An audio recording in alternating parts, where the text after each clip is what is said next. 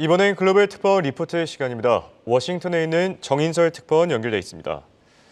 자, 3월 FOMC 회의 결과 이제 내일 새벽이면 나올 텐데요. 지금 월가에서도 다양한 해석들이 나오고 있습니다. 매파 파월을 조심하라. 그만큼 스탠스 변화가 있지 않겠냐. 이런 얘기들도 나오고 있는데 이번 회의 관전 포인트 종합적으로 짚어주시죠. 네, 가장 큰 관전 포인트는 점도표겠죠. 올해 금리 인하 횟수가 핵심일 텐데요. 가장 최근 점도표는 지난 12월에 나왔는데 올해 말 금리 중간값을 4.6%로 찍었습니다.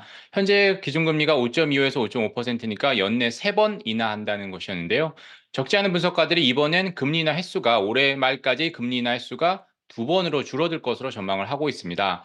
아직까지는 금리 선물 시장에선 3번 인하로 보고 있지만 그 확률은 조금씩 내려가고 있습니다. 만약 올해 말까지 금리 인하 횟수가 2번으로 줄게 되면 첫 금리 인하 시점은 6월에서 하반기로 늦어지겠죠. 기존대로 3번 인하로 만약에 유지가 된다면 금리 인하 시기는 6월이 될 가능성이 큽니다. 19명의 FOMC 위원 중에 매파, 비둘기파 빼고 중립적인 입장을 취하고 있는 10여 명 정도 중에 위원 중에 2명 정도가 금리 전망치를 올리면 금리 중간값은 올라가고 올해 금리 인하 시기는 늦어질 가능성이 큽니다. 그 외 올해와 내년의 물가 상승률 그리고 경제 성장률을 얼마 정도 높이느냐가 두 번째 관전 포인트가 되겠습니다. 또 세 번째는 파월 의장의 기자회견인데요. 올해 금리 인하 횟수에 따라 발언 수위를 결정할 겁니다. 금리 인하 속도가 느려지면 시장 반응을 보고 시장을 달래는 발언을 할 가능성이 크고요. 금리 인하 속도가 기존대로 유지된다라고 하면 회견에서 매파적 발언을 할 가능성이 큽니다. 그리고 파월 의장은 양적 긴축, QT 속도에 대해 얘기를 할 수 있습니다. 페드가 미국 국채와 모기지 채권을 인수하는 양을 계속 줄이고 있는데 그 속도를 조절한다라는 겁니다. 이번 FOMC에서는 그 속도를 늦추는 것에 대해서 논의할 것으로 알려지고 있습니다. 질의응답 등 어떤 형태로든 이 부분에 대한 언급이 있을 전망입니다. 정리를 하면 점도표상의 올해 금리 인하 횟수와 물가 상승률 전망치 그리고 파월 의장의 기자회견 발언 수위를 주목해서 봐야 될 것 같습니다.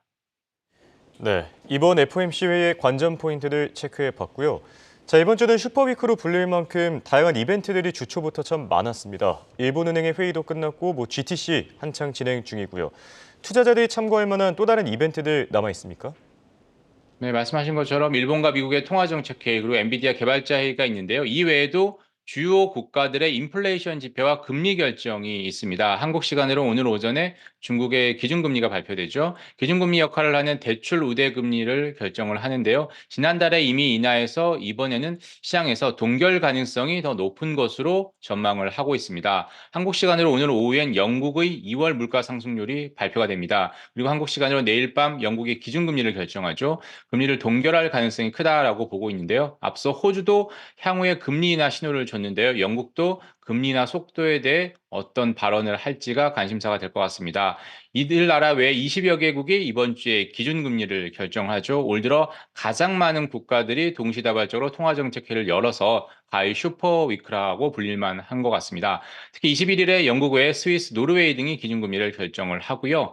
미국 기업들의 실적 발표도 이어집니다. FOMC가 있는 20일에 미국 반도체 기업 마이크론이 실적을 공개하고요. 다음날 21일에 나이키와 페덱스가 실적을 발표합니다. 끝으로 파월 의장이 FOMC 이후에 22일 금요일 오전에 페드 빌딩에서 페드 리슨스 행사에 참석을 합니다. 페드 리슨스는 페드가 다양한 경제 주체들의 얘기를 듣는 자리인데요.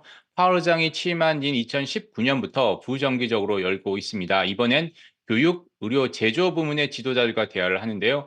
파월 의장이 개회사를 하고 필립 제퍼슨 부의장과 미셸 보만 이사가 대화를 하는데 여기서 어떤 얘기를 할지 잘 지켜봐야 될 것 같습니다. 지금까지 워싱턴에서 한국경제신문 정인설이었습니다.